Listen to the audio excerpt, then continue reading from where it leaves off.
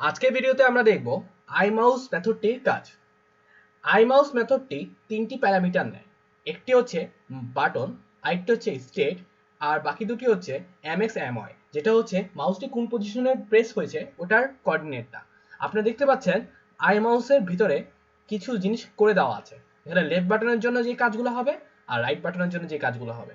এখন আমরা আমাদের আগের প্রজেক্টটি ঘরটিকে মাউস যে পজিশনে লেফট বাটন প্রেস করব ওই পজিশনে ঘরটি মুভ হবে, আর রাইট বাটন প্রেস করে আমরা এটা কালার চেঞ্জ করব। আচ্ছা, করা যাক দেখি। তো লেফট বাটন যখন প্রেস করবে তখন আমার এক্স এর মান হবে mx মাইনাস, আমার ইনিশিয়াল পজিশন ছিল x plus 150, so 150 y equal to my minus 20। Okay, আর রাইট বাটন ক্লিক করলে আমরা কালার চেঞ্জ করব। তার মানে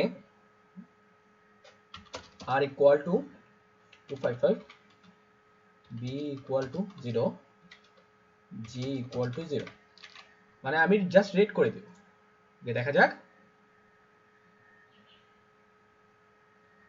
ওকে, মাউসটি যে পজিশনে ক্লিক করছি ঘরটি ওই পজিশনে মুভ হচ্ছে, আপনারা দেখতে পাচ্ছেন।